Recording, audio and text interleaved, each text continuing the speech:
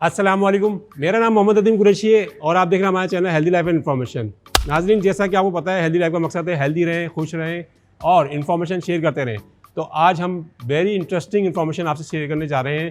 दी Dawood foundation ने एक magnified science centre बनाया है और आज हम उसका विजिट करेंगे, टूर करेंगे और हसीब हमारे साथ हैं। ये पूरा प्रोसेस हमें बताएंगे कि टिकट्स जो है ऑनलाइन किस तरह अवेलेबल हैं और यहाँ पर आने के बाद किस तरह टिकट्स और गाइड किस तरह से आप जो है हासिल करते हैं और क्या क्या पैसे हैं। लेकिन हम आपको बताएं, जो पैसे ये लोग ले रहे हैं और जो इन्फॉर्मेशन हम आपसे शेयर करने जा रहे हैं उसकी पैसों की कोई वैल्यू नहीं है। क्यों कि जब आप कोई ऐसा साइंटिफिक सेंटर बनाते हैं उसके अंदर ह्यूज कॉस्ट इन्वॉल्व होती है और उसके अंदर उसको चलाने के लिए लोग चाहिए होते हैं। उन लोगों की चलाने के लिए ज़्यादा उनकी सैलरीज हैं, ऑपरेशनल एक्सपेंसेस हैं। तो ये जो फ़ी ये ले रहे हैं, मैं समझता हूँ ये ऑपरेशनल एक्सपेंसेस जो हैं सिर्फ वही बेयर कर ले तो वही काफ़ी है, क्योंकि एक फाउंडेशन के अंडर चल रहा है, दाऊद फाउंडेशन के अंदर। तो आइए हम चलते हैं और देखते हैं कि इस जो फ़ी आप पे करेंगे उसके अगेंस्ट आप नॉलेज अपने बच्चों के लिए जो कि स्कूल गोइंग है क्या हासिल करेंगे आप। तो दाऊद फाउंडेशन जैसे हम MSC में या मैग्नीफाइड सेंटर में एंटर होते हैं तो हम मेन गेट सेंटर होते हैं, हमारे राइट साइड पे टिकट काउंटर आता है। टिकट काउंटर से हम टिकट लेते हैं। यहाँ पे हमारे रिप्रेजेंटेटिव हैं इरज एंड शराज, जो कि आपको इस चीज़ से फैसिलिटेट करेंगे। हमारे पास जो टिकट है वो दो पार्ट्स के अंदर है। अगर आप ग्राउंड फ्लोर से सेकंड फ्लोर तक का टिकट अवेल करेंगे तो वो वीक डेज़ के अंदर 800 का और वीकेंड्स के ऊपर 900 का आपको अवेल कर सकते हैं। लेकिन अगर आप थर्ड फ्लोर को इसमें ऐड करेंगे तो पर पर्सन 500 रुपीज़ आपको अलग से पे करने पड़ेंगे, विच इंक्लूड्स कि आप वीक डेज़ के अंदर 1300 और वीकेंड्स के ऊपर 1400 का टिकट बाय कर सकते हैं। इसके बाद जब आप यहाँ से टिकट बाय कर लेंगे टिकट काउंटर से, तो आप फिर आगे जाएंगे जहाँ से आपने इन टिकट्स को वेरीफाई करना है कि आपने टिकट बाय कर लिया है। हमारे पास एक और फैसिलिटी ये है कि हम गाइडेड टूर भी प्रोवाइड करते हैं। गाइडेड टूर के लिए आपने 2500 का एक पैकेज लेना होता है, जो कि आपके साथ एक कम्युनिकेटेड डेजिग्नेटेड रहेगा। पूरे बिल्डिंग में आपको एक एक एरिया, एक एक एग्जिबिट डिटेल में करवाएगा और आपको एक पूरा इनकॉर्पोरेट करके म्यूज़ियम को जो है वो आपको टूर देगा। जैसे आप टिकट ख़रीद लेंगे आपने रिसेप्शन की तरफ बढ़ना है और यहाँ से आपका एंट्री पॉइंट होगा।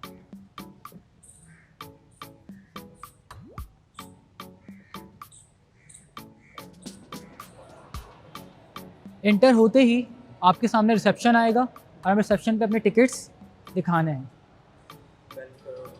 हमारे रिप्रेजेंटेटिव आपके इस टिकट को वेरीफाई करेंगे, स्टैम्प करेंगे, ताकि आप बिल्डिंग के अंदर एंट्री ले सकें।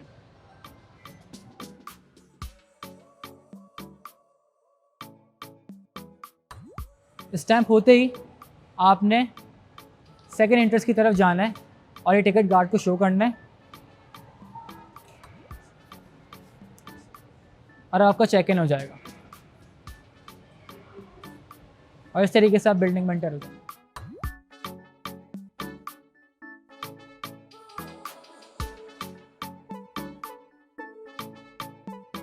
तो हम स्टार्ट करते हैं मैंग्रोव से।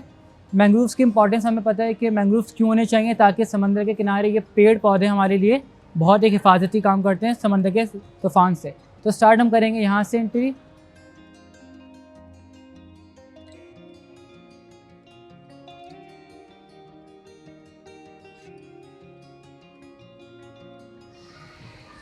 इसमें हमने डिफरेंट फिशेस की स्पीशीज़ रखी हुई हैं जो मैंग्रोव्स में पाई जाती हैं। आसपास सारे मैंग्रोव्स को प्लॉट किया हुआ है ताकि बच्चे जब आएँ तो उन्हें ये चीज़ पता चले कि मैंग्रोव्स इंपॉर्टेंट क्यों हैं, और साथ ही साथ उन्हें ये पता चल जाता है कि कौन कौन सी स्पीशीज़ हैं जो इस पानी में पाई जाती हैं, कौन कौन से प्लांट्स की स्पीशीज़ हैं जो इनके साथ ही ओवरग्रो करती हैं, यानी उनके साथ एक पार्टनर बनती हैं। इसके बाद जब हम आगे बढ़ेंगे तो हमारे पास दूसरा एरिया शुरू होगा जिसको हम कहते हैं सवारी अड्डा। एक ट्रांसपोर्टेशन के बारे में इंफॉर्मेशन दी जाती है बच्चों को कि ट्रांसपोर्ट क्यों ज़रूरी है और हमारे पास पाकिस्तान में किस किस तरीके का ट्रांसपोर्ट मौजूद है। जब यहाँ पे विजिटर्स आते हैं तो उनके लिए हमने एज ए सोवेनियर शॉप रखी है जिसको हमने MSC शॉप का नाम दिया है। यहाँ से विजिटर्स जाते हुए अपने लिए MSC से कोई ना कोई सोवेनियर बाय करते हैं और अपने साथ अपने दोस्तों के लिए एज ए गिफ्ट लेके चले जाते हैं। अगर अपने पीछे देखेंगे तो ये सवारी अड्डा स्टार्ट हो गया है। इसमें एक ट्रक, एक छोटा सा रक्षा रखा हुआ है जो बच्चों के लिए एक प्लेफुल एरिया का काम करता है और यहाँ पे काफ़ी लोग अपनी पिक्चर्स और अपना टाइम ज़्यादा स्पेंड करते हैं।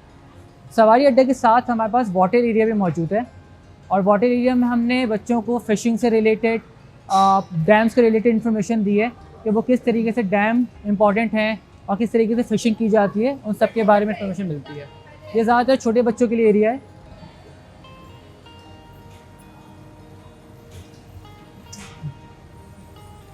ये एक कार्ट व्हील है जो बच्चों को पहले के यूज़ हुआ करता था फॉर प्रोड्यूसिंग एनर्जी, और ये पानी को यूज़ करके स्टार्ट किया जाता है।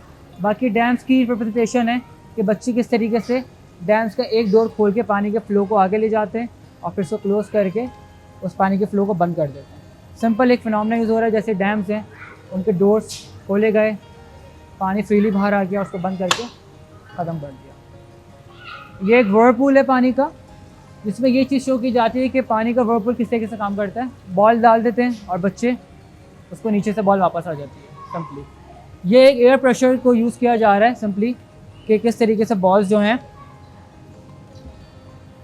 यहाँ से ऑल द वे ऊपर जाते हैं। आगे चलते हैं, आगे हमारे पास कंस्ट्रक्शन एरिया है।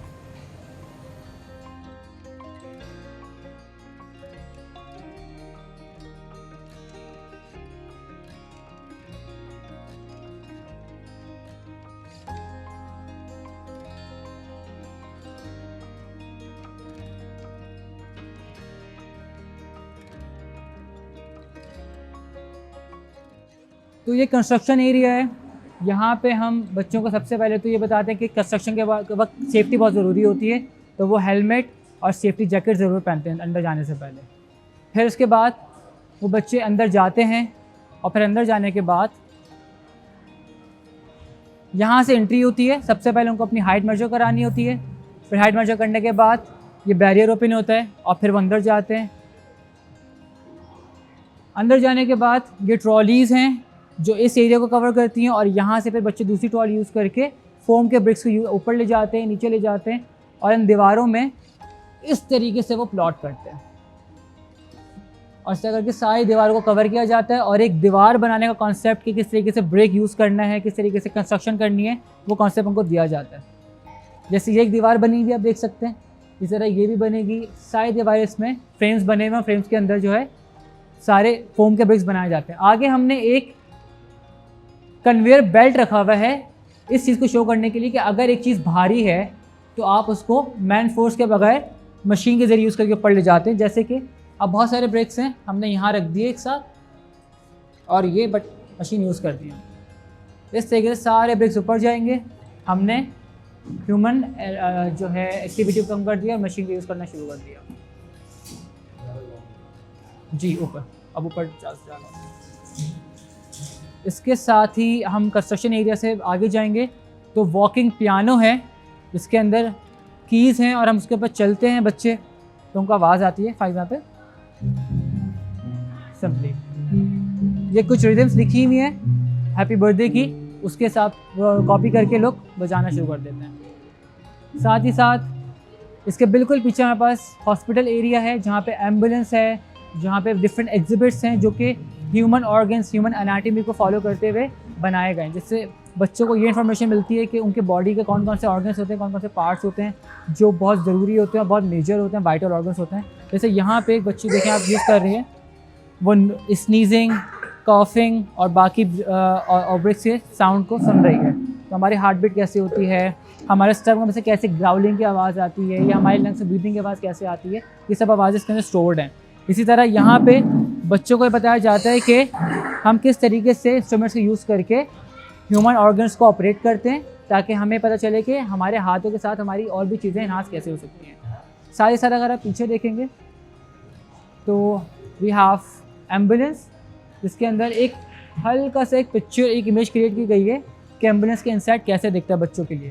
तो बच्चे अंदर जाते हैं, यहाँ बैठते हैं और इस बॉक्स को यूज़ करते हैं और इसको यूज़ करके इस पेशेंट के साथ ऑपरेशन करते हैं या उसको फर्स्ट एड देते हैं ताकि उनको एक आइडिया हो कि किस तरीके से बच्चे जो हैं या लोग जो प्रोफेशनल्स होते हैं वो काम करते हैं। साथ ही साथ माउथ हाइजीन का भी हमने बहुत बच्चों को एजुकेशन रखी हुई है कि बच्चे यहाँ पे आते हैं और इस टूथब्रश को यूज़ करते हैं और इन दांतों को साफ़ करते हैं। ये दांत जो हैं ये डिटैचेबल हैं, तो उनको ये भी इन्फॉर्मेशन मिलती है कि कौन सा वाला दांत कहाँ लगता है, कौन सी कैटेगरी में लगता है, तो उनको ये याद रखना होता है। तो एक एक दांत निकालते हैं, इन बॉक्सेस में रखते हैं और फिर साफ़ करने के बाद दोबारा इसको लगाते हैं, लेकिन उनको याद रखना होता है। तो ये भी एक लर्निंग एक्सपीरियंस होता है। फिर थोड़ा सा लर्निंग के बाद फ़न भी ज़रूरी है, तो फिर हमने कराची मोहल्ला रखा हुआ है जहाँ पे छोटी सी पार्कोर वॉल है, छोटा सा एक स्लाइड एरिया है और ऊपर जाके बच्चे खेलते हैं। ये फ़न एरिया, ये बिल्कुल फ़न है, इसमें बच्चे आके सिर्फ खेलते हैं। इसमें सिर्फ उनको कोई हमने लर्निंग की कोई फोर्स नहीं किया था कि वो कुछ पढ़ेंगे सीखेंगे। ये पूरा एरिया कराची मोहल्ला का है, ऊपर ब्रिज है, ये पूरा कनेक्टेड है। फिर आगे जाएंगे तो ये है लिटिल लर्नर्स, ये पूरा इसका रास्ता है। ये लिटिल लर्नर्स एरिया है, यहाँ पे एग्रीकल्चर के बारे में, कलर्स के बारे में और डिफरेंट जो हमारे पास इंग्रेडिएंट्स होते हैं चाय बनाने के लिए और चाय की इंपॉर्टेंस, चाय किस तरीके से ओरिजिनेट हुई है, उसके बारे में थोड़ी बहुत इन्फॉर्मेशन मिलती है। इसका एक एक्सटेंडेड पार्ट छोटे बच्चों के लिए पीछे है, जहाँ पे हम उनको शेप्स, सैंड पैटर्न्स बनाने के लिए इंकरेज करते हैं और उनको पता चल जाता है कि किस तरीके से कलर्स और शेप हम यूज़ करते हैं अपने डिफरेंट चीज़ों के लिए। इसी तरह यहाँ पे वो सैंड को यूज़ करके डिफरेंट पैटर्न्स बनाते हैं और उन्हीं शेप को कॉपी करके एक लर्निंग एक्सपीरियंस उनका क्रिएट होता है। साथ ही साथ हमारे पास म्यूज़िकल वॉल भी है, जहाँ पे वो आके खुद से म्यूज़िक क्रिएट करते हैं। ये स्टिक्स होती हैं और डिफरेंट ऑब्जेक्ट्स को टच करके उन्हें एक डिस्टिंक्शन मिलती है कि अलग अलग इंस्ट्रूमेंट से अलग अलग साउंड कैसा आता है। फिर आगे हम चलते हैं फर्स्ट फ्लोर की तरफ, और फर्स्ट फ्लोर पे हमारे पास अलग थीम्स हैं, वहाँ से स्टार्ट करेंगे। तो हसीब, जो रिकमेंडेशन है बच्चों की एज क्या है, स्टार्टिंग एंड एंड एज जो है वो पूरे साइंस सेंटर की? वैसे तो हमने इस डिवाइड किया हुआ है। अगर बच्चों के हिसाब से बात करेंगे तो ग्राउंड फ्लोर जो है वो टॉडलर्स के लिए ज़्यादा बेहतर होता है, क्योंकि यहाँ पे ज़्यादा फन एक्टिविटी है, क्योंकि वो बच्चे होते हैं, उनको खेलने की बहुत ज़रूरत होती है। लेकिन अगर हम थोड़ा सा फर्स्ट फ्लोर की तरफ जाते हैं तो हम प्राइमरी टू सेकेंडरी लेवल को टच करना शुरू कर देते हैं, जहाँ पे इस तरीके से पढ़ाया जाता है, इस तरीके से एग्जिबिट को डिज़ाइन किया हुआ है कि वो जो चीज़ें पढ़ रहे हैं अपने स्कूल बुक्स के अंदर, वो साथ साथ उसको देख रहे होते हैं। फॉर एग्जांपल, अगर एक बच्चे को स्केलेटन के बारे में पढ़ाया जाता है तो स्केलेटन वहाँ पे रखा हुआ है, तो स्केलेटन को देख के कनेक्ट कर पाता है कि उसके आर्म्स की बोन कौन सी हैं, उसके लेग्स की बोन्स कौन सी हैं। इस तरीके से उसके लिए एक अच्छा एक्सपीरियंस क्रिएट होता है। फर्स्ट फ्लोर के बाद अगर हम बात करें तो सेकेंड फ्लोर हमारे लिए फिर हायर सेकेंडरी लेवल पर आ जाता है।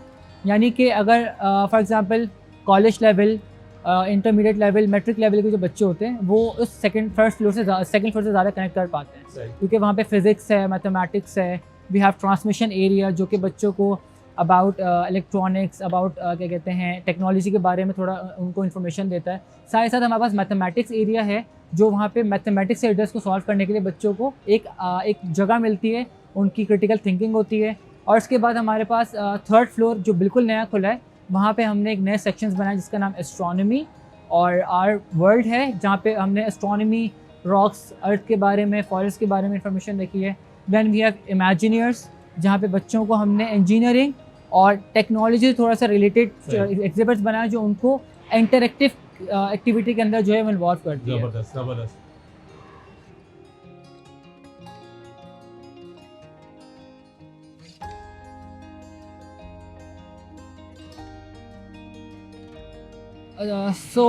सर ये हमारा है फर्स्ट फ्लोर।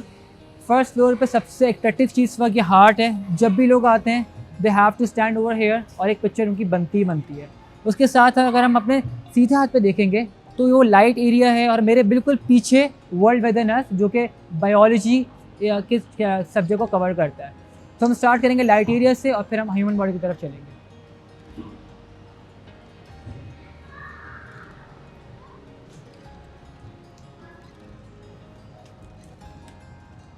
तो ये हमारा लाइट एरिया है, जिसके अंदर डिफरेंट एग्जिबिट्स डिफरेंट लाइट के फिनोमेना और प्रॉपर्टीज़ को कवर कर रहे हैं। जैसे कि सर ये जो एग्जिबिट है, आप ये बटन प्रेस करेंगे, सबसे पहले तो आप देखें यहाँ पे आपको कुछ लेज़र या कोई भी लाइट नज़र नहीं आएगी। इसका मसला ये है या इसका कॉन्सेप्ट ये है कि लाइट हमेशा आपको डेंस स्मोक के अंदर या बहुत हैवी गैस के अंदर नज़र आएगी, क्योंकि वो उसके साथ इंटरफेयर करेगा। हमारी जो हवा है वो बहुत डेंस नहीं है, वो बहुत लो, उसकी डेंसिटी बहुत लो है। लेकिन जैसे ही मैं यहाँ पे एक एरोसोल यूज़ करूँगा, यानी हाईली डेंस स्मोक, वो यहाँ पे थोड़ी देर तक रहेगी, क्योंकि वो हवा से भारी है तो वो नीचे रहेगी, हवा उसके ऊपर आ जाएगी। और जब वो नीचे रहेगी तो यहाँ पे जो भी लेज़र लाइट है जो सब मौजूद है वो आपको नज़र आना शुरू हो जाएगी। अगर बटन प्रेस करें, ये देखें, दिस इज़ अ मैजिक। एक नॉर्मल गैस की डेंसिटी बढ़ाने से हमारे पास लाइट की विजिबिलिटी शुरू हो जाती है। ये एग्जिबिट हमें ये बता रहा है कि रिफ्रैक्शन और रिफ्लेक्शन में फ़र्क क्या है। अब हमें पता है आजकल हमारे घर में इंटरनेट आता है, और इंटरनेट जो है वो फाइबर ऑप्टिक, आजकल आपने वर्ड सुना होगा। फाइबर ऑप्टिक का फिनोमेना ये है कि लाइट पूरी तरीके से उस ट्यूब के अंदर, यानी उस फाइबर की ट्यूब के अंदर ही रिफ्लेक्ट होती रहे। तो वो यहाँ पे फिनोमेना, यहाँ पे सारे ग्लास ट्यूब्स हैं। मैं लेज़र लाइट यूज़ कर रहा हूँ। मैंने एक एज के ऊपर लेज़र लाइट को प्लेस किया और लाइट जलाई। अब all the way from the beginning to the end laser light पहुँच रही है और हमें ये चीज़ पता चल रही है कि लाइट इस ट्यूब के अंदर ही रिफ्लेक्ट हो रही है और टोटल इंटरनल रिफ्लेक्शन का जो फिनोमेना है, जो समंदर के अंदर भी पाया जाता है ताकि समंदर में जो रोशनी हो वो यहाँ पे मौजूद है। खैर, इससे आगे चलते हैं। तो हमारे लिए एक बहुत अच्छा एग्जिबिट है जिसको हमने नाम दिया है inverse square law. Inverse square law हर बच्चे ने एक ना एक दफ़ा ज़िंदगी में किया होता है।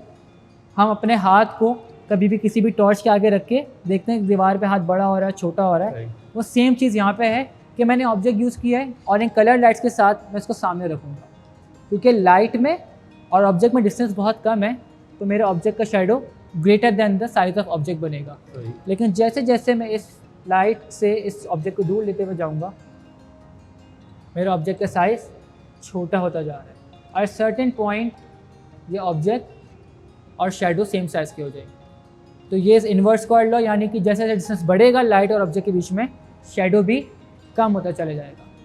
फिर एक बहुत मज़े का एग्जिबिट यहाँ पे है फ्रोजन शेडो। फ्रोजन शेडो का मतलब सिर्फ ये है कि इसके अंदर आप जब आएंगे तो आपको यहाँ पे दीवार पे कुछ नज़र नहीं आएगा, लेकिन इस बटन को प्रेस करने के बाद हमें यहाँ के खड़ा होना है और वेट करना है 5 सेकंड का,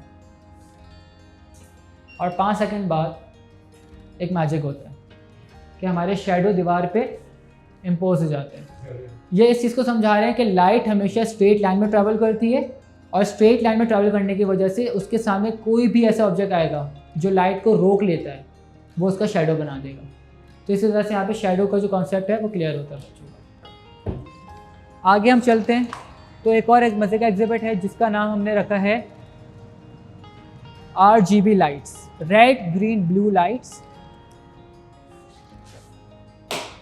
यहाँ पे एंटर होते हुए सबसे पहले आपको वाइट लाइट नज़र आती है और वाइट लाइट की वजह से आपको सारे रूम में अलग अलग कलर्स की पिक्चर्स नज़र आएंगी। ये एक ऑप्टिकल इल्यूजन भी है लाइट को यूज़ करके कि हमें वाइट लाइट में क्योंकि सारे कलर्स नज़र आते हैं, इसलिए वाइट लाइट में सारी पिक्चर्स आपको नज़र आ रही हैं।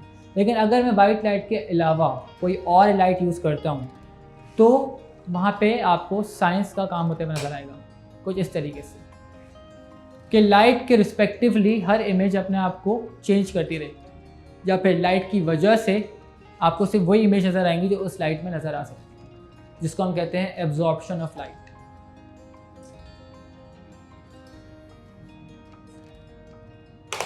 इस तरीके से ज़बरदस्त।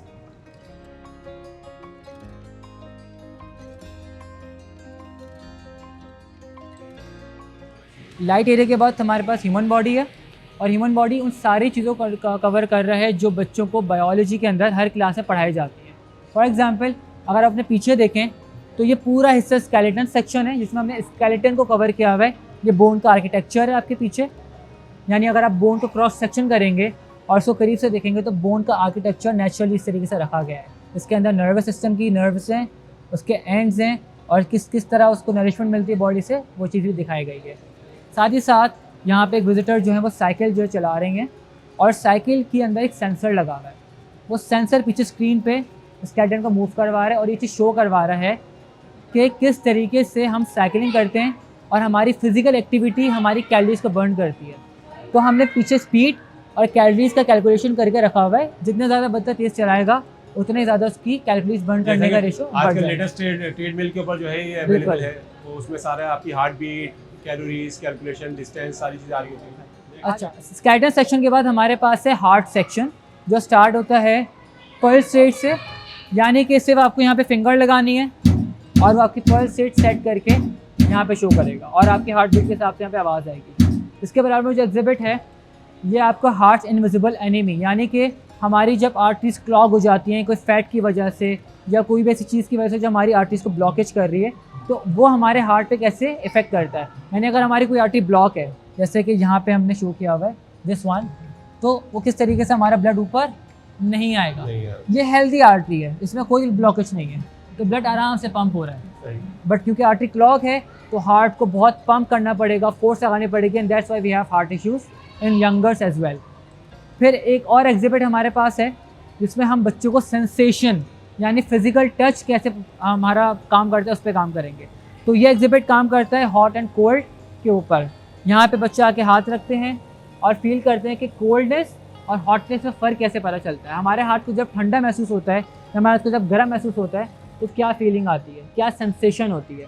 साथ ही साथ जब हम आगे बढ़ते हैं तो अब हम आ जाते हैं ब्रेन एरिया में, जहाँ पे हमने सारे सेंसेस और ब्रेन को कवर किया हुआ है। ये पूरी वॉल कवर करिए हमारे 5 प्राइमरी सेंसेस को, जिसमें विजन, जिसमें टच, जिसमें टेस्ट, जिसमें स्मेलिंग, जिसमें सारी चीज़ें जो 5 प्राइमरी सेंसेस हैं हमारे उसमें जो कवर हो जाते हैं। ये पूरा टेबल जो है ब्रेन के कुछ मेजर पार्ट्स को कवर करता है, जिसमें हमारे देखने के लिए जो हिस्सा काम करता है, या सुनने के लिए। फॉर एग्जांपल अगर मैं सुनता हूँ तो मेरे ब्रेन के साइड्स के यानी ग्रीन हिस्से वाले से जो हैं वो काम करते हैं। अगर मैं कोई चीज़ देख रहा हूँ तो मेरे ब्रेन का ऑसिपिटल लोब यानी जो बिल्कुल बैक साइड पे होता है वो काम करता है। अगर मुझे सिर्फ सांस लेनी है तो मेरा ब्रेन का निचला हिस्सा काम करता है। इस तरह सारे ब्रेन के हिस्सों को हमने डिवाइड करा हुआ और उनके फंक्शन के हिसाब से डिवाइड किया हुआ है। ये हिस्सा ख़त्म करते हुए जब हम आगे जाते हैं तो इस फ्लोर की सबसे अट्रैक्टिव और सबसे एग्जॉटिक पार्ट शुरू होता है, जिसको हम कहते हैं मिरर मेज़। मिरर मेज़ एक इल्यूजन है। तो यहाँ पे एंटर होने से पहले हमें सबसे पहले गाइडलाइंस है कुछ, ताकि आपको सेफ्टी प्रोटोकॉल्स पता चल जाएं, ताकि ये ना हो कि आप अंदर जाएं और आपको कोई इंजरी हो जाए। तो उसके लिए सबसे पहले हम एक पूल नूडल लेते हैं। सर एक आपके लिए, एक मेरे लिए और सर एक आपके लिए। ये सिर्फ हमारे हाथ का काम करेगा ताकि हम अंदर जाएं और चेक करें कि मिरर है या रास्ता है। ये पूरा मिरर मेज़ हमें इसी तरीके से कवर करना है, अपने आप को ध्यान से सेफली इसके अंदर घुमाना है और रास्ता ढूंढना है। अब ये हमारा एक डेड एंड आ गया है तो हमें फाइंड आउट करना है दूसरा रास्ता। तो हम यहाँ से जाएंगे और रास्ता ढूंढते ढूंढते बाहर जाएंगे।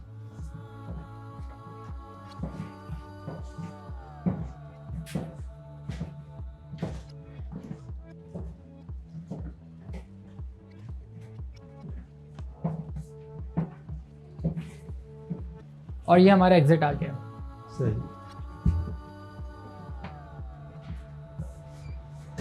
और इस तरीके से हमारा एग्जिट हो जाता है।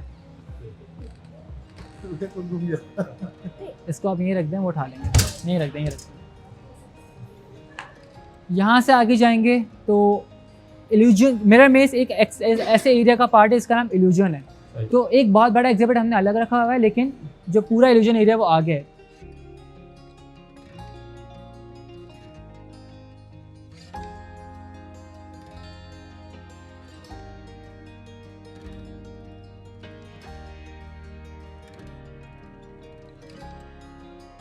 तो ये आपका इल्यूजन एरिया है। ये स्टार्ट होता है इस तरफ जहाँ पे आपको विच हाउस नज़र आता है। विच हाउस एक इल्यूजन है जिसके अंदर आपको बैठना है और वो हाउस आपके अराउंड घूमेगा। आप नहीं घूमेंगे, सिर्फ घर घूमेगा और आपको एक माइंड इल्यूजन होगा कि आप भी घूम रहे हैं। इसको भी एक्सपीरियंस करते हैं और फिर आपको दिखाते हैं कि किस तरह की फीलिंग आती है।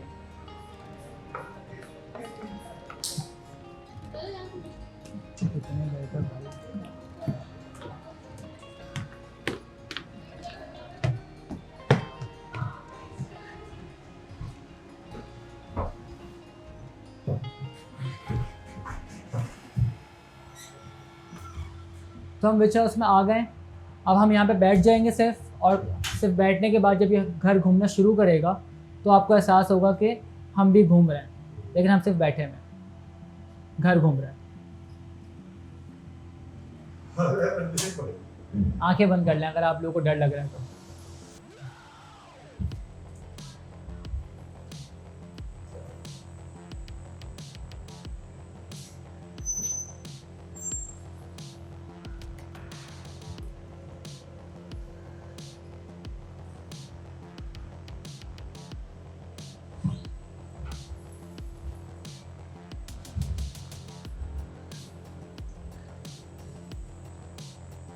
अगर आपको चक्कर आने लगे तो आप आंखें बंद कर सकते हैं, इससे आपको चक्कर नहीं आएंगे।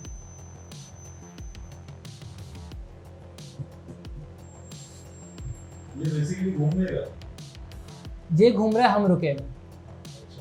तो घर के घूमने की एक स्पीड है और वो हमारा माइंड से कंफ्यूज होता है कि हम भी घूम रहे हैं, इसलिए हमें ज़्यादा इसमें ये फील होगा कि हम पीछे की तरफ गिर रहे हैं, क्योंकि घर आगे घूम रहा है और हमारा माइंड से कॉम्पनसेट नहीं कर पा रहा स्पीड से, तो हम पीछे की तरफ गिर रहे होंगे उसके लिए और घर आगे की तरफ घूम रहा होगा, और ये एक इल्यूजन है।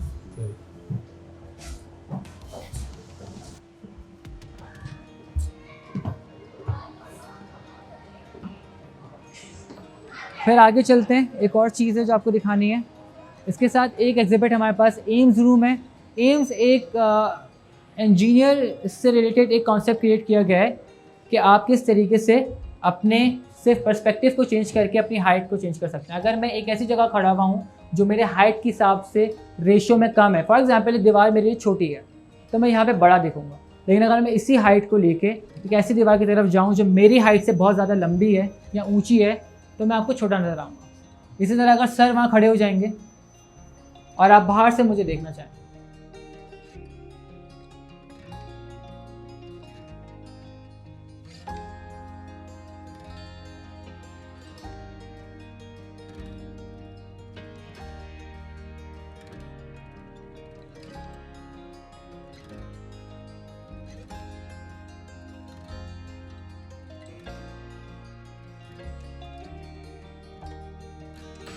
फिर आगे चलते हैं, एक और चीज़ है जो आपको दिखानी है।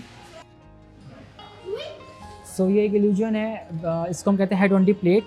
इसमें हमने मिरर्स लगाए हुए हैं और वो वॉल्स के रिफ्लेक्शन को यूज़ करके एक पर्सपेक्टिव शो कर रहे हैं कि टेबल के नीचे बॉडी नहीं है बट वो पूरा एक इंसान मौजूद है। चले आगे चलते हैं और इस एरिया की दूसरी अट्रैक्टिव एग्जिबिट को देखते हैं जिसका नाम एंटी ग्रेविटी है।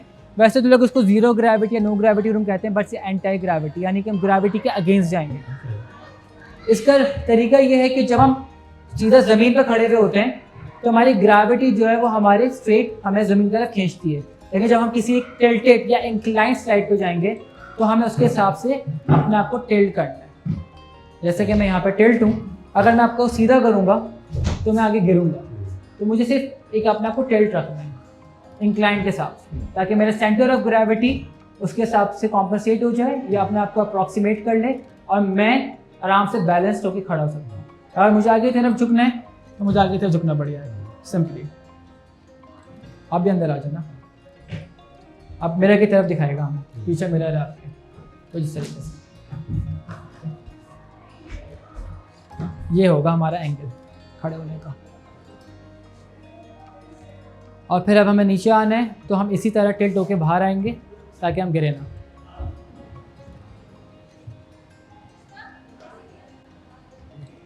जस्ट लाइक स्पेस में जो हम ये बेसिकली पहाड़ों पे चढ़ते हुए आपको महसूस होगा, या बहुत ज़्यादा जो बिल्कुल स्टीप स्टेयर्स होती हैं उनके ऊपर महसूस होगा। इसलिए स्टेयर्स को स्टीप बनाना मना किया गया है आजकल के आर्किटेक्चर डिज़ाइन के अंदर, क्योंकि उस पर जो ओल्ड होते हैं लोग या जो बूढ़े होते हैं उनको चढ़ने का मसला होता है। तो स्टेयर्स आजकल बहुत ज़्यादा लो एंगल पे बनाई जाती है, जैसे आज हमारे आपने MSc में देखी भी है।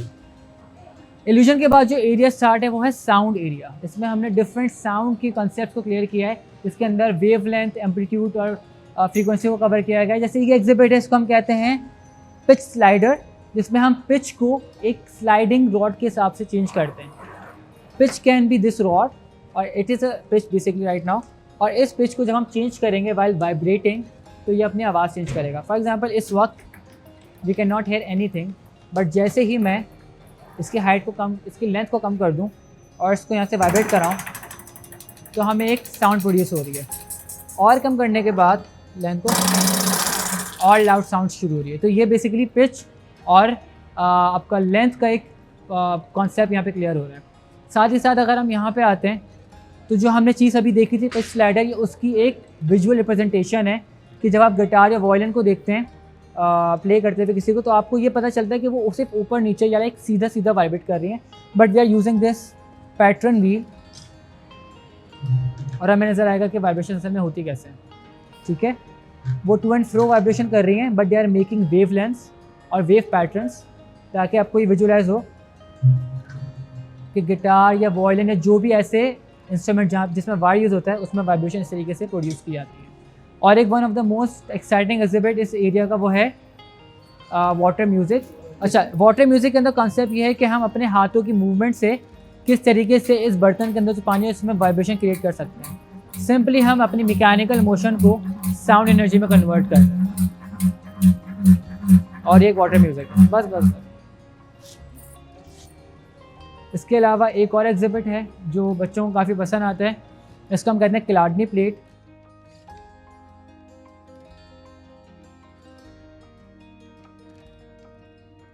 सिंपली हम इस प्लेट के ऊपर पाउडर को स्प्रिंकल करते हैं यूनिफॉर्मली ताकि पूरी प्लेट कवर हो जाए। और इसके बाद सिंपल मैं यहाँ से फ्रीक्वेंसी जनरेटर से फ्रीक्वेंसी कन्वर्ट करूँ।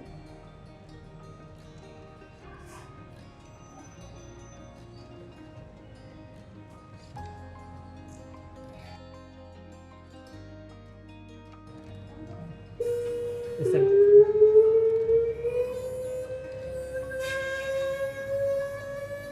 तो हर चेंज छोटी हुई फ्रीक्वेंसी के साथ पाउडर अपने आप को अरेंज करेंगे और उस फ्रीक्वेंसी या उस साउंड वेव के हिसाब से अपना पैटर्न जनरेट करेंगे। ये कॉन्सेप्ट जो है इंटरफेरेंस ऑफ साउंड को कवर करता है, जिसके अंदर हम ये देखते हैं कि दो वेव्स आपस में कैसे मिलती हैं।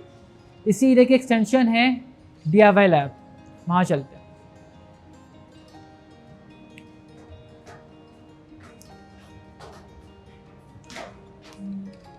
तो साउंड एरिया की अगली एक्सटेंशन जो है वो है DIY लैब, जहाँ पे हम डिफरेंट इंस्ट्रूमेंट्स को कैटेगराइज करा हुआ है अलग अलग कैटेगरी के अंदर। जैसे कि जिन इंस्ट्रूमेंट्स को हम अपनी फूंक या हवा को ब्लो करने से यूज़ करते हैं उसको हम एयरोफोन्स कहते हैं। जैसा कि यहाँ पे ट्रम्पेट है, सैक्सोफोन है, फ्लूट है, ये सारों को हम एयर ब्लो करके यूज़ करते हैं। सेकंड कैटेगरी जो कॉर्डोफोन्स, यानी कॉर्ड कहते हैं तार को, और वो सारे इंस्ट्रूमेंट जिसमें तार लगे होते हैं, जैसे गिटार हो गया, वायलिन हो गया, एक तारा हो गया, ये सारे जो इंस्ट्रूमेंट्स हैं इसमें वायर यूज़ होते हैं, इसे कॉर्डोफोन्स कहते हैं। थर्ड कैटेगरी में एडियोफोन्स हैं, जिसके अंदर डिफरेंट कैटेगरीज हैं अलग अलग, जिसमें आपके पास डफली हो गया या डुगडुगी हो गया, सारे एडियोफोन्स के अंदर आते हैं। Fourth category we have membranophones. Membranophones का नाम इसलिए पड़ा है क्योंकि इसमें हम एक मेम्ब्रेन यूज़ करते हैं, एक शीट या कोई एक वे यूज़ करते हैं साउंड को प्रोड्यूस करने का। जैसे ड्रम के अंदर एक शीट लगी होती है, ढोल के अंदर एक शीट लगी होती है, वो मेम्ब्रेन का काम करती है, तो मेम्ब्रानोफोन्स इस चीज़ का नाम पड़ा है। Then we have a grand piano, जो कि एक अट्रैक्टिव पार्ट है इस एरिया का। Then you have another type of aerophones. पहले वाले एयरफोन्स में और इसमें फ़र्क ये है कि उसमें हम एयर को ब्लो करते हैं और इसमें एयर जो है वो कीज़ के ज़रिए ब्लो की जाती है, यानी कीज़ के अंदर एयर ट्रैप होती है और फिर वो साउंड प्रोड्यूस करती है, म्यूज़िक प्रोड्यूस करती है। देन यू हैव इलेक्ट्रोफोन्स, जो इलेक्ट्रिसिटी चलते हैं, जिसके अंदर इलेक्ट्रिसिटी का होना बहुत ज़रूरी है, वरना ये इंस्ट्रूमेंट्स काम नहीं करेंगे। और इस वक्त की लेटेस्ट टेक्नोलॉजी रिकॉर्डेड साउंड, जिसमें हम डिफरेंट म्यूज़िकल ऐप्स यूज़ करते हैं, या पहले रिकॉर्डेड ग्रामोफोन्स यूज़ करते थे, उनकी सीडीज़ होती थी, कैसेट्स होती थी, और इस तरीके से हमारे पास म्यूज़िक सुना जाता था। फिर इस एरिया की एक एक्टिविटी ये है कि हम जब स्कूल्स आते हैं या हमारे पास विजिटर्स आते हैं, तो हमने यहाँ पे एक रिसाइकलिंग का और एक DIY सेटअप रखा हुआ है, जिसके अंदर हमने टूटी फूटी चीज़ें यूज़ करी हुई हैं, घर के बर्तन हैं, और सिर्फ एक कॉन्सेप्ट देना चाह रहे हैं कि डेली लाइफ की चीज़ों को भी यूज़ करके हम म्यूज़िक या किसी भी तरीके के रिदम कैसे प्रोड्यूस कर सकते हैं। तो एक सेशन होता है बच्चों का हर दिन स्कूल्स के बच्चों के साथ, ताकि यहाँ पे म्यूजिशियन हम होते हैं हमारे पास, वो उस बेसिकली यहाँ पे प्ले करते हैं, बजा के दिखाते हैं, और बच्चों को एक पूरी क्रिएटिव सेशन जो है उनका कंडक्ट करते हैं। अब हम चलेंगे सेकंड फ्लोर और वहाँ से उसका जो कवर करेंगे।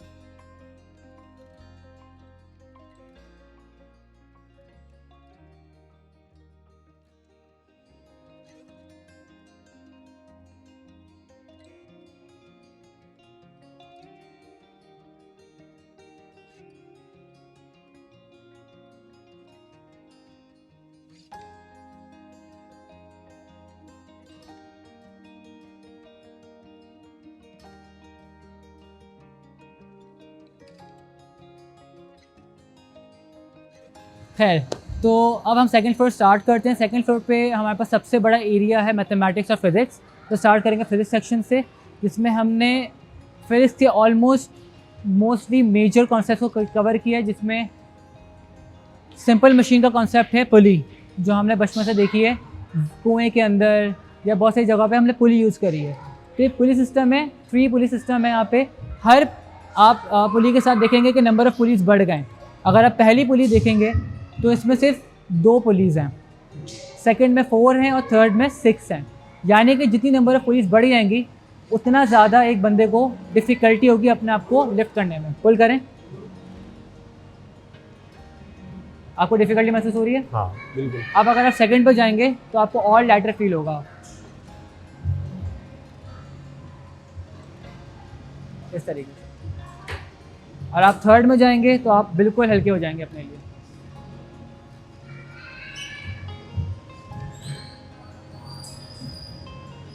तो नंबर ऑफ़ पुलिस के बढ़ जाने से आपकी जो वर्कलोड है या आपकी वर्क फोर्स है वो कम हो जाती है।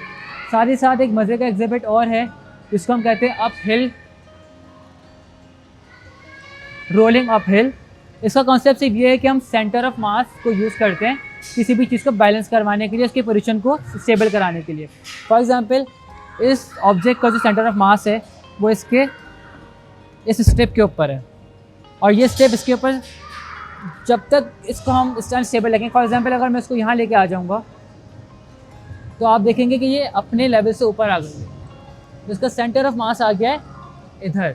अब ये अपने आप को स्टेबल करने के लिए खुद ब खुद ऊंची तरफ जाएगी क्योंकि उसको अपने आप को स्टेबल करना है। तो मेरे छोड़ने के बाद ये अपने सेंटर ऑफ मास यहाँ से नीचे ले आई, तो अब ये ऊंचाई पे भी जाएगी लेकिन स्टेबल रहेगी, रुकी रहेगी। इसलिए इसके अंदर एक कॉन्सेप्ट क्लियर किया जाता है। साथ ही साथ अभी देख रहे हैं बर्नौली ब्लोअर। बर्नौली एक साइंटिस्ट था और उसने कॉन्सेप्ट दिया था कि हम एयर प्रेशर को यूज़ करके या एयर प्रेशर को वेरी कर सकते हैं। तो यहाँ पे 3 जो हैं एयर ब्लोअर रखे हुए हैं और अगर हम एक को ही बंद कर देंगे तो बाकी जगह प्रेशर बढ़ जाएगा। अगर मैं एक को खोल लूँगा तो प्रेशर बराबर हो जाएगा, जैसे आप यहाँ देख रहे हैं। तो बर्नौली बस तरह काम करता है। Then we have friction slides. Friction slides के अंदर आप देखें 3 डिफरेंट काइंड ऑफ स्लाइड्स हैं। एक वुडन है, एक ग्रास है और एक मेटालिक शीट है। इसके अंदर सबसे ज़्यादा फ्रिक्शन होगी वो मेटालिक है क्योंकि वो बहुत ज़्यादा फ्रिक्शन कम होता है। थर्ड आपके पास ग्रास है जिसमें फ्रिक्शन सबसे ज़्यादा होता है और वुडन में सेकंड नंबर पर फ्रिक्शन यानी ऑलमोस्ट मीडियम फ्रिक्शन होता है। तो आप देखें बच्चे जिसमें आ रहे हैं इसमें तेज़ आ रहे हैं और जो ग्रास से आएंगे वो स्लो आएंगे, लाइक दिस। साथ ही साथ हम यहाँ पे टॉर्क का कॉन्सेप्ट कैसे क्लियर करते हैं कि अगर कोई बंदा टॉर्क को समझना चाहता है तो वो इस एग्जिबिट से समझ सकता है। सर आप उस तरफ आ जाएं क्योंकि सर मेरे से थोड़े से मस्कुलर हैं तो मैं उनको मुश्किल साइड पे रखूँगा। अब हम सिर्फ एक दूसरे की तरफ फोर्स लगाएंगे, लेकिन देखिए मैं एक हाथ से लगा रहा हूँ और सर को 2 हाथ से लगानी पड़ी, फिर भी वो हार रहे हैं। क्यों? क्योंकि मेरे पास टॉर्क प्रोड्यूस करने के लिए ज़्यादा चांस है और उनके पास टॉर्क प्रोड्यूस करने के लिए कम एरिया है। तो टॉर्क की सबसे आसान एग्जाम्पल आपके घर का दरवाज़ा होता है। अगर आप उसको हैंडल से पकड़ेंगे तो आप उसको आसानी से खोल सकते हैं, लेकिन अगर आप उसको वहाँ से पकड़ेंगे जहाँ से वो कनेक्टेड है तो आपका टॉर्क कम प्रोड्यूस होगा। सबसे आसान एग्जाम्पल। उसके बाद एक ये बहुत बच्चों को पसंद आता है, इसको हम कहते हैं वेव पेंडुलम। हर पेंडुलम को आप देखते हैं डिफरेंट लेंथ के ऊपर हमने कनेक्ट किया हुआ है। कोई लेंथ छोटी है और कुछ लेंथ बहुत बड़ी है। हर लेंथ के हिसाब से पेंडुलम का टाइम पीरियड अलग होगा कुछ इस तरीके से।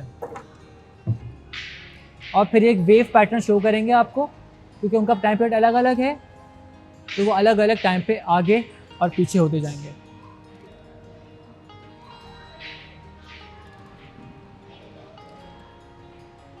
इसी तरह आगे चलते हैं मैग्नेटिज्म में।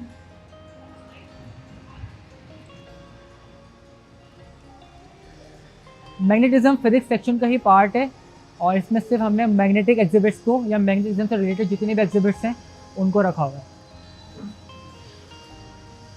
जैसे कि एक एग्जिबिट है, इसके अंदर बच्चों को कॉन्सेप्ट जो रिपल्जन और अट्रैक्शन का वो पता चल जाता है कि अगर आप सेम पोज रखेंगे तो वो रिपेल कर जाएंगे और अगर आपने अपोजिट पोज रखे हुए हैं तो वो अट्रैक्ट करेंगे। तो एक मैग्नेट को हिलाने से सारे मैग्नेट डिस्टर्ब हो रहे हैं क्योंकि we are using repulsion and attraction. साथ ही साथ अगर हम इस एग्जिबिट पर आ जाते हैं तो हमें पता है कंपास के अंदर भी एक मैग्नेट होता है और हम एक और मैग्नेट यूज़ कर रहे हैं, इसके पास नॉर्थ पोल और साउथ पोल है। तो यहाँ पे सिर्फ उनको घुमाने से सारे के सारे कंपास जो हैं वो डेविएट करते हैं अपने स्टैंडर्ड डायरेक्शन से। ये भी कॉन्सेप्ट है मैग्नेटिज्म को समझने का। और सबसे ज़्यादा इम्पॉर्टेंट इंफॉर्मेशन जो यहाँ पे बच्चों को मिलती है वो है सस्पेंशन की। सस्पेंशन को यूज़ करने के लिए हम यूज़ करते हैं मैगलेव कॉन्सेप्ट को, यानी मैग्नेटिक लेविटेशन। यहाँ पे बॉल है और ये यहाँ से अटैच हुई हुई है। इसके बाद हमें सिर्फ क्या करना है, हमें एक ऐसा जिसने स्पेस फाइंड आउट करना है जहाँ पे वो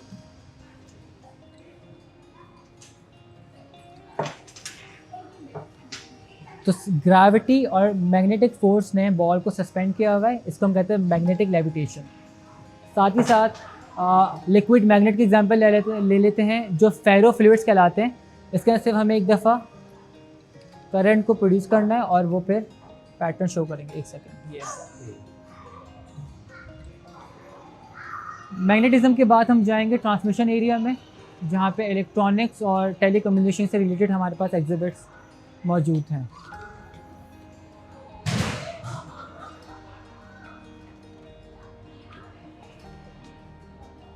टेलीकम्युनिकेशन का जो मेन एग्जिबिट है वह है ब्रॉडकास्टिंग, टेलीविज़न ब्रॉडकास्टिंग, जिसमें हमने एक न्यूज़ रूम का सेटअप क्रिएट किया हुआ है। कैमरास लगे हुए हैं और विजिटर्स आके जो है यहाँ पे अपने आप को as a news reporter portray करते हैं। अब यहाँ देख सकते हैं कि लोग जो हैं आ जाओ चले ओके। और यहाँ से हमारे सारे विंटेज और जो बेसिक मॉडल्स थे कैमरास के, टेलीविजन्स के, वीसीआर, ये सारी चीज़ें यहाँ पे मौजूद हैं जो पुरानी टेक्नोलॉजीज़ हैं अपने टाइम की लेटेस्ट वन।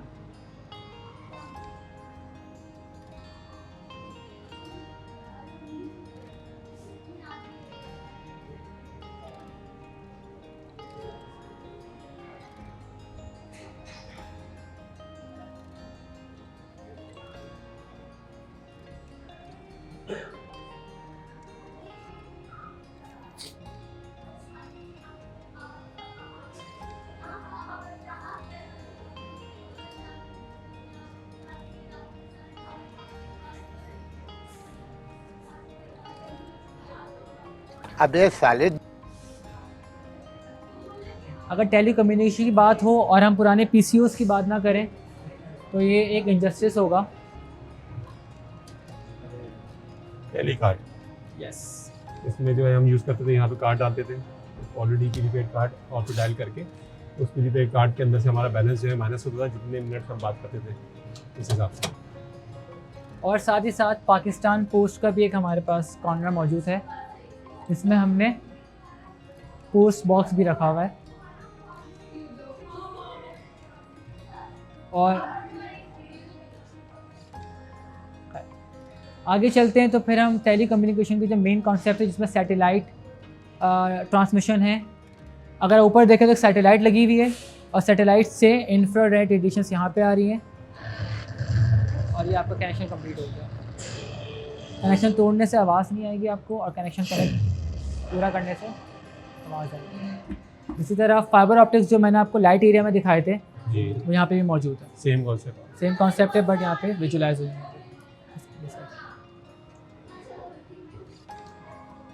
कुछ नहीं,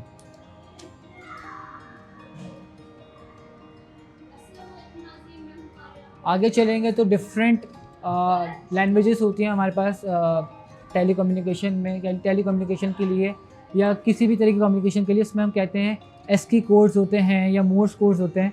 तो लोग यहाँ पे आते हैं और फॉर एग्जांपल अगर मैं अपना नाम लिखना चाहूँ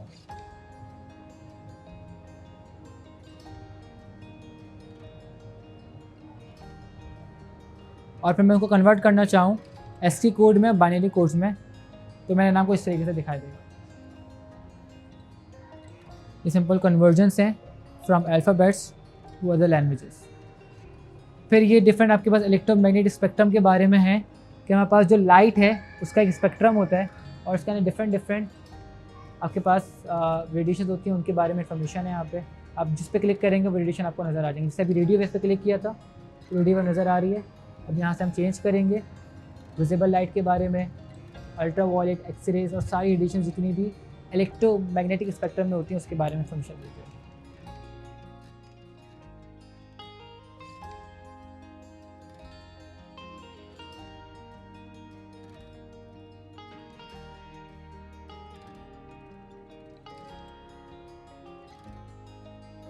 ओके चलें, तो अब हम स्टार्ट करेंगे मैथमेटिक्स सेक्शन। इसके अंदर सबसे इंटर होती है, सबसे पहले आपको जो दिखता है वो है no left turn mess. No left turn का कॉन्सेप्ट ये है कि आपको इस मेस में कोई भी राइट टर्न नहीं लेना है। ये सॉल्व भी होगा तो लेफ़्ट टर्न लेके ही होगा। स्टार्ट हम करेंगे इस सेक्शन से, इस पॉइंट से आगे जाएंगे और सबसे पहले जो राइट टर्न आएगा वो ले लेंगे। राइट टर्न के बाद another right turn, straight right turn, yes we are doing right, आगे वाला, yes right right right right, straight right, this one, straight है। यहाँ से right, another right, this one, this one, this one, this one, yes right right right, घूम जाए पूरा ये, then right, straight right,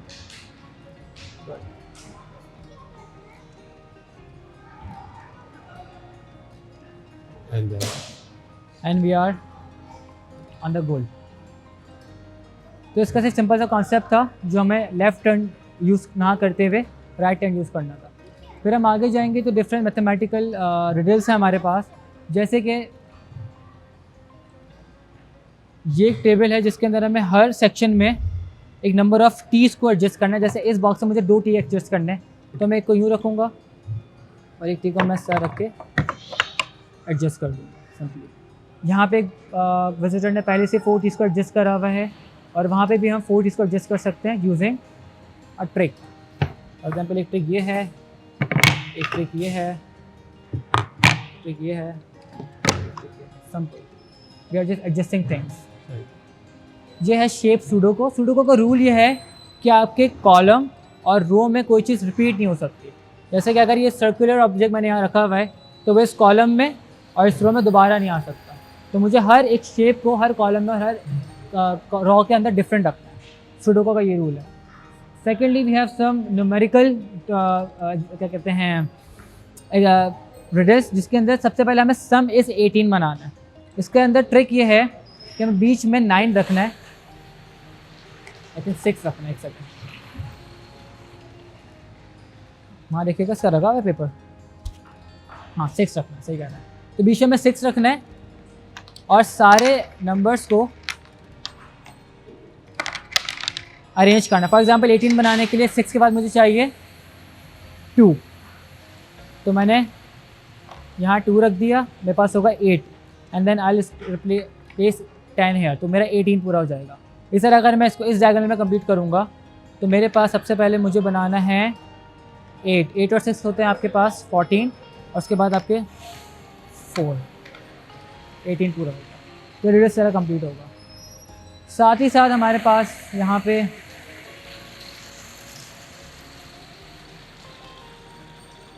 there was a mathematician Gaussian, उसका नाम था गॉस, और उसने एक डिस्ट्रीब्यूशन क्रिएट करी थी to plot huge amount of data in a certain वे।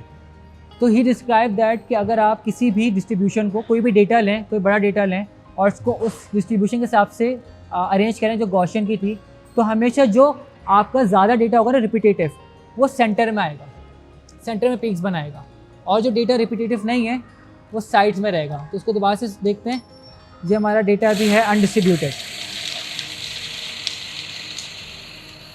और जब हम इसको दोबारा से डिस्ट्रीब्यूट करेंगे गॉसियन डिस्ट्रीब्यूशन के हिसाब से,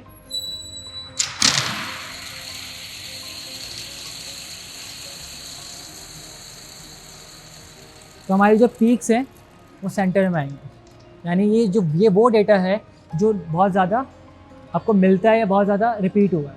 इस तरह अब हम मैथमेटिक्स से चलते हैं रिन्यूएबल एनर्जी की तरफ।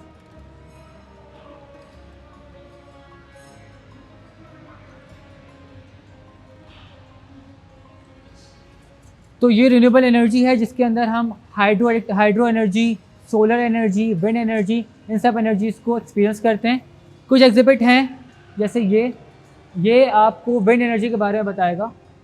ये हमने यहाँ से एग्जिबिट ऑन किया और सिंपली किसी भी फैन की तरफ डायरेक्ट करेंगे, वो फैन विंड एनर्जी से रोटेट करेगा और उसकी एनर्जी आपको लाइफ जो है कन्वर्ट होते हुए मिल जाएगी। इस तरह अगर मैं दूसरे फैन पे लेके जाऊँगा तो वो भी रोटेट करेगा उसकी एनर्जी भी लाइव आपको कन्वर्ट होते हुए नज़र आएगी। उस तरह थर्ड पे भी होगा। साथ ही साथ अगर हम ये देखना चाहें कि जो विंड मिल्स होते हैं वो कितनी ज़्यादा स्पीड की एयर एक्सपीरियंस करते हैं, तो वही एग्जिबिट है।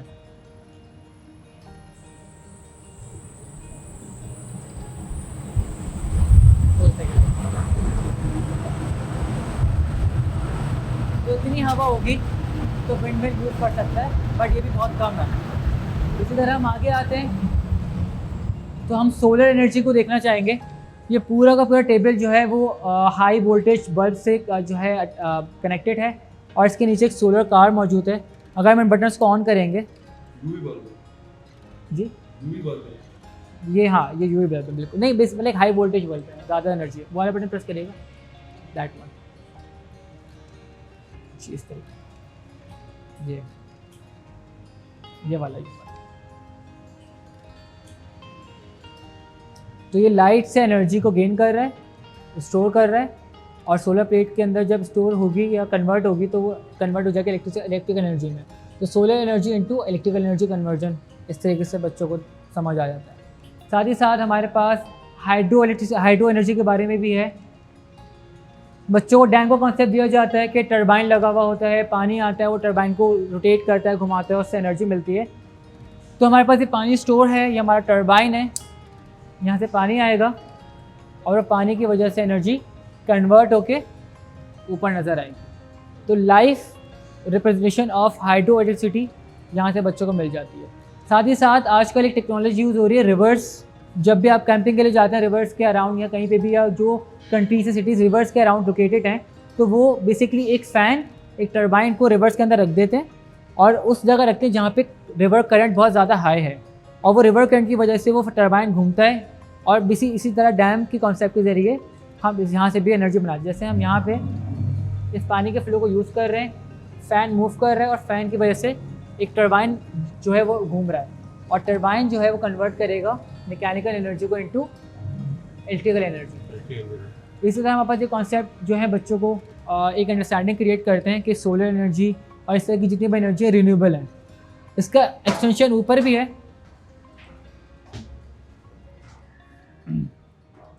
इस वॉल का नाम है फ्लो ऑफ इलेक्ट्रिसिटी। इसमें हम बच्चों को ये बताते हैं कि आपके घर का लोड कैसे निकाल सकते हैं। यानी आपके घर में अगर ये सारे अप्लाइंसेस मौजूद हैं, अगर आप इसको ऑन कर देंगे तो उन सब का वोल्टेज और कितना करंट वो यूज़ कर रहे हैं वो पूरा कलेक्टिव एक वैल्यू आ जाएगी, और ये पता चल जाएगा कि आपके घर में इतना वोल्टेज या इतना इलेक्ट्रिसिटी यूज़ होती है। ये पूरी एक जनरल नॉलेज है बच्चों को, जो जिसको उनको समझ आती है कि किस तरीके से हम अपने घर में अप्लाइंसेस को यूज़ करते हैं। आगे अगर चलेंगे तो ये एग्जिबिट जो है ये एक मैकेनिकल ट्रांसफार्मर से कनेक्टेड है। यानी कि अगर मुझे फॉर एग्जांपल फ़ैन चलाना है तो मैं इस ट्रांसफार्मर के वायर को फ़ैन से कनेक्ट कर दूंगा, इसको घुमाऊंगा,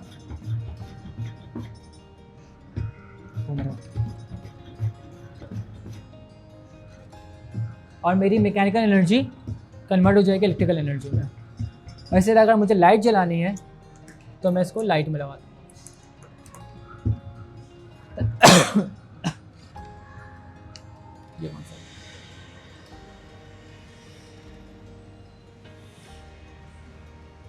थर्ड पर क्या है जी? थर्ड पे एस्ट्रोनॉमी सेक्शन है, स्पेस, अर्थ एंड रॉक्स के बारे में, यानी डेजर्ट, माउंटेन्स और फॉरेस्ट वगैरह के बारे में। और उसके बाद हमारे पास कराची लैंडस्केप है, यानी कराची का 25% मैप है।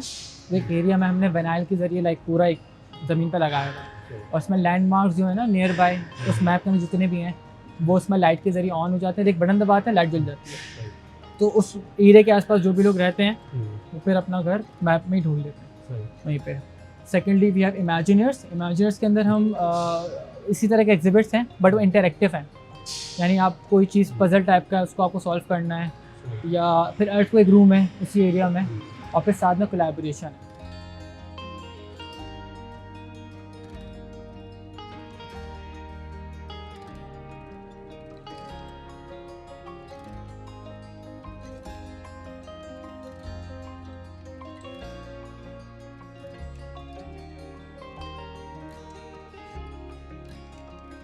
तो अब हम आ गए थर्ड फ्लोर पे, और थर्ड फ्लोर पे हमारे पास न्यूली इनाग्रेटेड एरिया जो है कॉस्मिक वॉयज, वहाँ से हम स्टार्ट करेंगे। हमारे बिल्कुल ऊपर आप देखें तो एक इंटरनेशनल स्पेस स्टेशन का एक मॉडल लगा हुआ है जो कि 4 to 5 कंट्रीज़ की कोलैबोरेशन से मिलकर बना है, और ये एक बहुत बड़ा जो है हमारा एक वंडर ऑफ द वर्ल्ड है, टेक्नोलॉजिकल वंडर है। यहाँ से एंटर होंगे तो सबसे पहले हमें सोलर सिस्टम के बारे में कुछ इन्फॉर्मेशन मिलेगी कि हमारा सोलर सिस्टम कितने प्लैनेट्स के ऊपर बेस्ड है और किस ऑर्डर में मौजूद है। फिर अंदर आने के बाद हम पूरे सोलर मॉडल को देखते हैं, सन से लेकर सारे प्लैनेट्स अगर आप देखेंगे तो सारे प्लैनेट्स आपको ऑर्डर में नज़र आएंगे, ऐसे ही। और फिर इन प्लैनेट्स के बारे में इंफॉर्मेशन आपको इस स्क्रीन से मिलती है कि उनके बेसिक इन्फॉर्मेशन का। फॉर एग्जांपल अर्थ के बारे में अगर हम आपको मालूम करना चाहें तो अर्थ की सरफेस कैसी है, अर्थ की रोटेशन कैसी है, अर्थ का एक दिन कितने घंटे में मुकम्मल होता है और उसका डायमीटर, ये सारी इन्फॉर्मेशन स्क्रीन से मिल जाएगी हर प्लैनेट के बारे में। फिर इस तरह हम आगे बढ़ेंगे तो हम इस टेबल पे आएंगे और यहाँ पे हमें मिलेगा कॉन्स्टेलेशंस के बारे में इंफॉर्मेशन कि कॉन्स्टेलेशंस क्या होती हैं, किस तरीके से दिखती हैं। तो हम यहाँ से जब बटन प्रेस करते हैं तो यहाँ हमें एक पैटर्न नज़र आता है। ये अभी इनकम्प्लीट है जब तक हम इसको जो इसकी लाइंस कनेक्ट ना करें। तो लाइन कनेक्ट करने के लिए हम देखेंगे सामने, और ये कॉन्स्टेलेशन से कंप्लीट एक डायग्राम है या एक पैटर्न है जो किसी एस्ट्रोनॉमर ने ऑब्जर्व किया था। इसी तरह इन बॉक्सेस जो हम ये देख रहे हैं ये आपकी यूनिवर्स की एक रिप्रेजेंटेशन है कि हम यूनिवर्स में कहाँ कहाँ किस तरह मौजूद हैं। अगर हम स्टार्ट करें पूरे यूनिवर्स को सब देखते हुए तो हमारी जो लोकेशन है वो ये एक डॉट के बराबर है। इसी तरह अगर हम इस डॉट को करीब से देखना चाहें तो फिर हम दूसरे बॉक्स में जाएंगे, दूसरे बॉक्स में हमारी लोकेशन ये है। इसी तरह अगर हम इस डॉट को और करीब से देखेंगे तो हम अपनी गैलेक्सी को फाइंड आउट कर लेंगे जो कि कुछ इस तरीके से दिखती है। इसका नाम मिल्की वे गैलेक्सी है और हम इस मिल्की वे में इस टाइनी से डॉट की जगह पे मौजूद हैं। फिर इस डॉट के साथ इस डॉट की तरफ जाएंगे या करीब होंगे तो यहाँ पे स्टार सिस्टम में एंटर हो जाएंगे जहाँ पे हमारा सन है और हमारा सन दूर से कुछ इस तरीके से दिखेगा। इस तरह सन से करीब होने के बाद सोलर सिस्टम में पहुँच जाएंगे। फिर हमें हमारी अर्थ लोकेट करनी है और अर्थ को लोकेट करने के बाद जब हमें अर्थ मिल जाएगी तो फिर हमारी लोकेशन इस वक्त जो कराची है वो मिल जाएगी। इसी तरह आगे बढ़ेंगे तो हमारे कुछ एग्जिबिट सीजन्स के बारे में बता रहे हैं कि हमारे पास सीजन्स कैसे आते हैं। कुछ एग्जिबिट ये बता रहा है कि हमारे पास जो मून के फेजेस होते हैं डिफरेंट वो कैसे आते हैं। और last but not the least gravity well जिसको आइंस्टाइन ने समझाया था कि हमारी यूनिवर्स की ग्रेविटी कैसे काम करती है। एक सेकेंड रुके, यहाँ से कर लेते हैं। तो अब इधर आते हैं। तो ये जो एग्जिबिट है सबसे एक इम्पॉर्टेंट एग्जिबिट है इस एरिया का जिसके अंदर आइंस्टाइन की थ्योरी को समझाया जा रहा है कि किस तरीके से बेंडिंग ऑफ स्पेस टाइम, यानी हमारे यूनिवर्स के अंदर जब भी कोई चीज़ हैवियर मौजूद होती है तो वो अपने मास के हिसाब से चीज़ों को बेंड करती है और फिर उसके अराउंड जो चीज़ रिवॉल्व कर रही होती हैं वो उसके ऑर्बिट बन जाते हैं।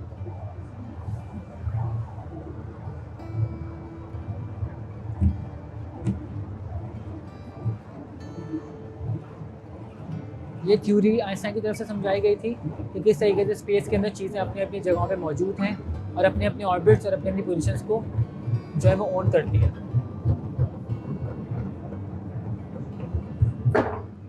इसके बाद फिर हम चलेंगे आगे अर्थ एंड रॉक सेक्शन में जो इसकी एक्सटेंशन है। इस एरिया में हम ये देख रहे हैं कि रॉक फॉर्मेशंस कैसे होती हैं। फॉर एग्जांपल अगर हमें ये पता करना है कि रॉक कैसे बनते हैं तो सबसे पहले हमें ये समझना है कि अर्थ किस तरीके से डिवाइड की गई है, अर्थ की लेयर्स कितनी है और लेयर्स की इंपॉर्टेंस क्या है। फिर हम ये देखेंगे कि वॉल्केनिक इरप्शन, यानी जब वॉल्केनो इरप्ट करता है तो उससे मैग्मा बाहर आता है और इस मैग्मा के बाहर आने के बाद जब वो कूल डाउन होता है तो वो एक पत्थर बनाता है, एक टाइप की रॉक बनाता है। उस टाइप की रॉक को हम कहते हैं इग्नियस रॉक। इग्नियस रॉक और one of the type of rock जो कि सिर्फ मैग्मा के कूल डाउन या फ्रोजन मैग्मा से बनते हैं जब वो इरप्शन के बाद बाहर आ जाता है। इसी रॉक को अगर हम सेडिमेंटेशन होने दें, इनको चूरा चूरा होने दें, फिर इनको आपस में मिक्स होने दें तो एक नए तरीके का पत्थर बनेगा जिसको हम कहते हैं sedimentary rocks. Sedimentary rocks after in huge temperature and pressure वो अपने आप को चेंज करते हैं और वो चेंज आपको एक थर्ड टाइप ऑफ रॉक देता है जिसको हम कहते हैं मेटामॉर्फिक रॉक। इसी तरह एक और तरीका है पत्थर के बनने का, उसको हम कहते हैं gemstone. Gemstone is a kind of stone जो कि वैल्यूबल भी होता है खूबसूरत भी होता है, लेकिन वो भी ह्यूज टेम्परेचर एंड प्रेशर के अंदर ही बनता है। साथ ही साथ अगर हम अपने पीछे देखेंगे तो ये एक पूरा सेक्शन हमने मिनरल्स को डेडिकेट किया है, जो हमारी बॉडी के लिए बहुत ज़रूरत है और हमारे आसपास कहीं ना कहीं किसी शक्ल में मौजूद होते हैं। फिर हमने कोशिश करी है कि हम अपने नॉर्दर्न माउंटेन्स को कॉपी करने की कुछ कोशिश करें।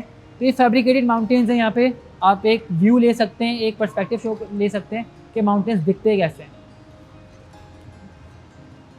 माउंटेन्स के बाद हम इंटर होंगे अपने फॉरेस्ट एरिया में, जहाँ पे हमने पाकिस्तान के बर्ड्स और एनिमल्स को की स्पीशीज़ को बेसिकली प्रिजर्व करके रखा हुआ है। फॉर एग्जांपल अगर आप अपने राइट साइड पे देखेंगे तो यहाँ पे ग्रीन पैरेट, ब्लू मकाओ और साथ साथ कोकाटू बर्ड के प्रिजर्व मॉडल्स रखे हुए हैं।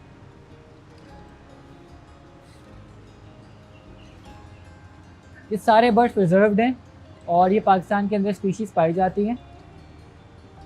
अगर आप अपने सिर्फ देखेंगे लेफ्ट साइड पे तो यहाँ पे एक पीकॉक है, ये रहा, यहाँ से दिखा दें।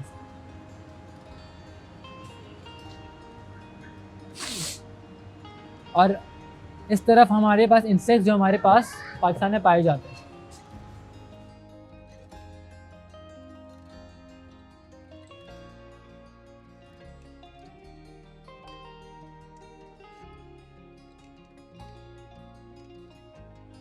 फॉरेस्ट एरिया ख़त्म होते ही फिर हम आ जाते हैं इस वक्त रिवर एरिया में, जहाँ पे हम इंडस रिवर की फॉर्मेशन और उसके मेन कंपोनेंट्स को समझते हैं कि उसकी सोर्स के साथ साथ कौन कौन से पार्ट्स हैं जो एक रिवर को बनाने में काम आते हैं और एक इंटीग्रल रोल प्ले करते हैं अपना। ये सारे वो कंपोनेंट्स हैं जो रिवर्स को बेसिकली फॉर्मेशन में हेल्प करते हैं, from the source to the delta. और उसकी रिप्रेजेंटेशन हमने यहाँ पे रखी हुई है कि ऊपर से जो है माउंटेन्स की एक शक्ल बनाई हुई, वहाँ से पानी आता है और सारा पानी नीचे आके इस तरीके से एक डेल्टा बनाता है और बच्चों को एक विजुअल रिप्रेजेंटेशन होती है कि रिवर्स का जो माउंटेन रिवर्स का जो एक कनेक्शन है वो कितना इंपॉर्टेंट है। अगर माउंटेन्स नहीं होंगे तो रिवर्स नहीं होंगे और रिवर्स नहीं होंगे तो माउंटेन्स का भी होना कोई फ़ायदा नहीं है। साथ ही साथ फिर हम अगर पीछे देखेंगे तो हमने एक डेजर्ट सेक्शन बनाया हुआ है और डेजर्ट सेक्शन में ये चीज़ रिप्रेजेंट की जाती है कि किस तरीके से आप डेजर्ट भी इंपॉर्टेंट है और साथ साथ डेजर्ट में अगर आप स्कैवेंजर हंट करना चाहें, यानी कि स्केलेटन्स फाइंड आउट करना चाहें डिफरेंट एनिमल्स के, तो यहाँ पे मिल जाते हैं। ये इन दो एनिमल्स के यहाँ पे स्केलेटन्स रखे हुए हैं और बच्चे अंदर जाते हैं and they just dig up the thing और वहाँ से उनको स्केलेटन नज़र आ जाता है।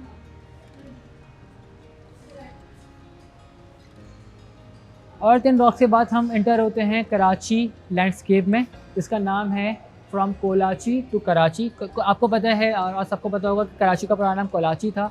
तो हमने एक हिस्ट्री शो करने की कोशिश करी है कराची की कि वो कहाँ से शुरू हुआ है और अब कहाँ मौजूद है। यहाँ डिफरेंट लैंडमार्क्स हैं अगर आप देखना चाहें और इन लैंडमार्क्स के बटन से मौजूद है। फॉर एग्जाम्पल अगर हम अभी TDF के अंदर हैं तो TDF का बटन प्रेस करने के बाद जो लाइट वहाँ जल रही है वो ये शो कर रही है कि TDF मैप में कहाँ पर है।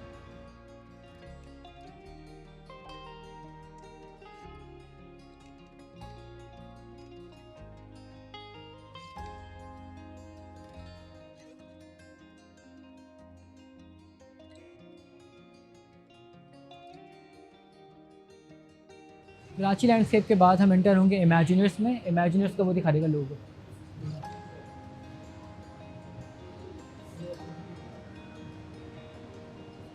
इमेजिनर्स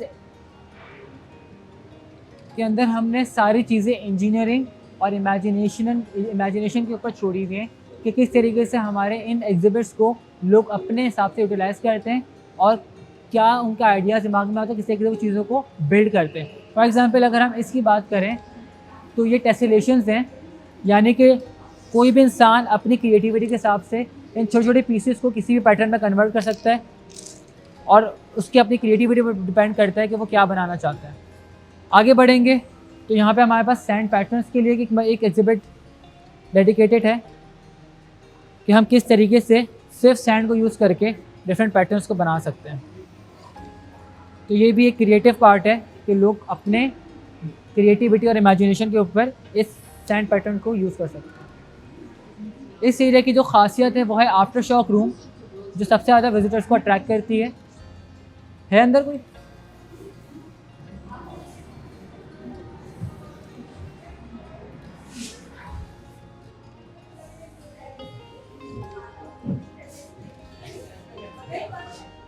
तो ये अर्थक्वेक रूम है। यहाँ पे बेसिकली हमें एक विजुअलाइजेशन मिलती है कि अर्थक्वेक कैसे फील होता है।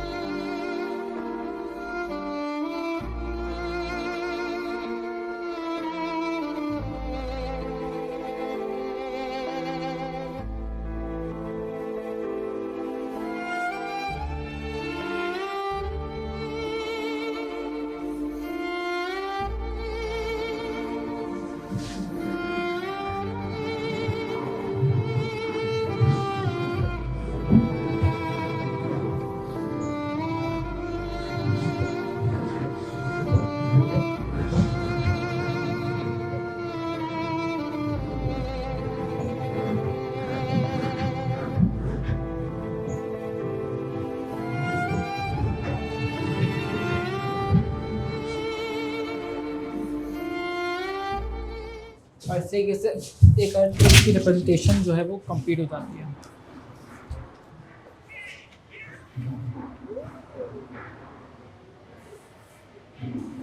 सो अर्थक्वेक के बाद हमारा जो नेक्स्ट एरिया है वो है कोलैबोरेशन। कोलैबोरेशन के पीछे हमारा जो पर्सपेक्टिव वो ये है कि collaboration is a very important thing while doing anything, ताकि आप एक चीज़ को इन्हांस और इम्प्रोवाइज कर सकें। तो यहाँ पे जैसे आप देख सकते हैं जितने भी एग्जिबिट्स हैं उसके अंदर मल्टीटास्किंग और मल्टीप्लेयर गेम है, यानी कि आपको साथ दो से चार बंदे एक साथ काम करेंगे। आप आ जाएं, जैसे उस तरफ आ जाएं, और उन्होंने ये पकड़, तो अब हम दोनों को वहाँ से नहीं, ये नहीं पकड़ा। अब हमें सिर्फ इन रोप्स को यूज़ करके इसको लिफ्ट करना है।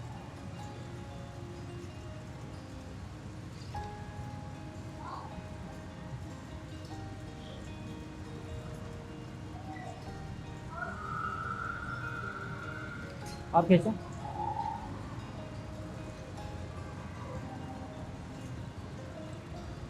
हल्का सा करो।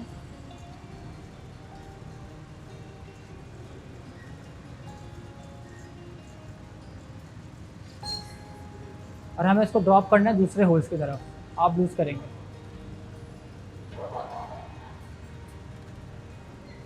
आप भी लूज करें, लूज करें।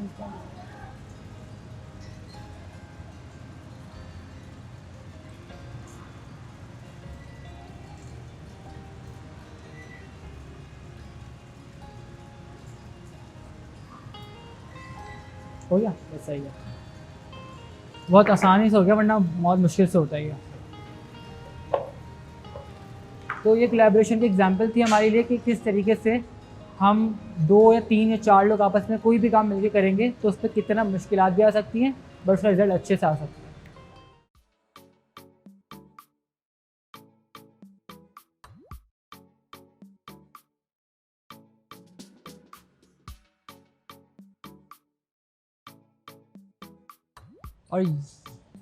और यहाँ हमारी बिल्डिंग का जो टूर है वो एंड होता है। और अगर आप लोग आएँ तो मेक श्योर आप जल्दी आएँ, ताकि आप ज़्यादा टाइम स्पेंड कर सकें और सही से इसको एंजॉय कर सकें। Thank you very much Haseeb. मैं समझता हूँ बहुत ही कम टाइम में बहुत ही हाई लेवल इंफॉर्मेशन जो है हसीब ने हमें प्रोवाइड की है। हसीब कहते हैं कि जब यहाँ आते हैं तो पूरा दिन जो है वो भी नाकाफ़ी है, काफ़ी टाइम आपको चाहिए। लेकिन मैं समझता हूँ दाऊद फाउंडेशन ने जो ये साइंटिफिक सेंटर बनाया है और जो इन्फॉर्मेशन हमारे नए आने वाली जनरेशन को ये लोग प्रोवाइड कर रहे हैं वो उसके अगेंस्ट बहुत ज़्यादा है और बहुत वैल्यूएबल है। पैसे तो देखिए हम मुख्तलिफ़ चीज़ों में खर्च करते हैं, बच्चे पिज़्ज़ा में और बर्गर्स में बहुत जो है पैसे खर्च करते हैं, लेकिन एक सही जगह पैसे लगाने का और उसकी वैल्यू हासिल करने का मकसद जो है वो आपको बहुत ज़्यादा इन्फॉर्मेशन प्रोवाइड करना है। हम समझते हैं हर किसी को यहाँ पे विज़िट करना चाहिए, स्पेशली जो हमारे गेस्ट आउट ऑफ कंट्री से आते हैं और ये इस लेवल का है कि जो न्यू जनरेशन अगर बाहर से भी कोई आ रही है, जैसे अगर मैं समझता हूँ मेरे भतीजी जो कि ऑस्ट्रेलिया में रहती है, अमल मैं वेट करूँगा उसका, और जब अमल आएगी तो मैं अमल को जो है ज़रूर जो है साइंटिफिक सेंटर विज़िट कराऊँगा, ताकि वो जो बढ़ती हुई इसकी एज है उसमें उसकी नॉलेज जो है वो जल्दी इम्प्रूव हो। इसी तरह से आप लोग भी आएँ, अपनी फैमिलीज़ को लाएँ और इन्फॉर्मेशन हासिल करें। मैं इंशाल्लाह फिर मिलते हैं किसी नेक्स्ट वीडियो में। जब तक हेल्दी रहें, खुश रहें और इन्फॉर्मेशन शेयर करते रहें। अल्लाह हाफ़िज़। अल्लाह हाफ़िज़।